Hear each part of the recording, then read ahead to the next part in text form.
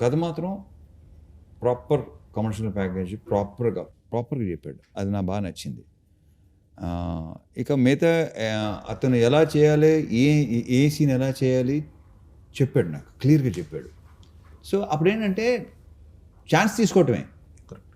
ఇప్పుడు చాలామంది కథ చాలా బాగా చెప్తారు, సినిమా ఎగ్జిక్యూషన్ అసలు టోటల్ ఫెయిల్ అవుతారు. కొంతమంది కథ చాలా దరిద్రంగా చెప్తారు కానీ ఎగ్జిక్యూషన్ చాలా బాగుంటుంది. సో బాను ఏంటంటే ఎలా చేయాలి, ఏ ఎపిసోడ్లో ఎలా చేయాలి, బేసిక్ నాకు ఎపిసోడ్లు బాగా నచ్చినాయి. సూపర్. సెకండ్ హాఫ్లో కంటెంట్ కానీ, ఓపెనింగ్ కానీ, ఆ క్యాటరీ అండ్ ఈ తాత మనవడు అన్నీ ఉన్నాయి దాంట్లో. ఎంటర్టైన్మెంటు, మంచి సాంగ్స్ అన్నీ ఉన్నాయి. సో బేసిక్గా తను క్లియర్గా ఉన్నాడు. సో ఛాన్స్ తీసుకున్నాం. I hope, I wish.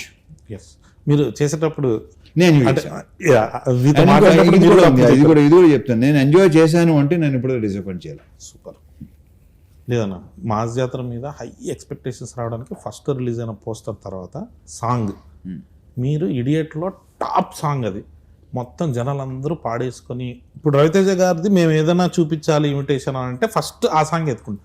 ఆ ట్యూన్ని పట్టుకురావాలన్నది భీమ్స్ గారి ఐడియానా, మీ ఐడియానా, డైరెక్టర్ గారి ఐడియా? అది నాకు తెలిసి భీమ్స్దే ఐడియా. అది ఫస్ట్ ఈ ట్యూన్ చెప్పాడు, అప్పటికే ట్యూన్ చెప్పాడు, దీంట్లో ఇది కలిపితే చాలా బాగుంటుంది, తందే మొత్తం తందే. సూపర్. అండ్ ఇప్పుడు రేపు ఆడియో విన్నారు కదా, రేపు థియేటర్లో అది ఇంకోలాగా ఉంటుందని నేను నమ్ముతున్నాను. ఇంకా ఊగిపోతారని నాకు ఉంది డెఫినెట్గా. అని శ్రీలీల గారి చాయిస్ మీద అన్నారు మామూలుగా అనుకున్నాం, దానికి ఏమి వేరే ఆప్షన్ పెట్టుకుని లీలా ముందు నుంచి లీలానే అనుకున్నాం. లీలా ఇంకోటి ఏంటంటే ఆ క్యారెక్టర్కి కంపల్సరీ తెలుగు స్పీకింగ్ ఫన్ కూడా చేయాలి. ఎందుకంటే డబ్బింగ్ లో ఆ ఫన్ పోద్ది, డెఫినెట్గా రాదు అది. సో తెలుగు అమ్మాయి అబ్బాయిగా శ్రీకాకుళం స్లాంగ్ నేను ఎక్స్పెక్ట్ చేయలేదు. చాలా బాగా చేసా, చాలా బాగా చెప్పి, చాలా బాగుంది. అండ్ ఇప్పుడు దాకా చూసిన లీలాకి ఈ లీలాకి డెఫినెట్గా తేడా ఉంటుంది.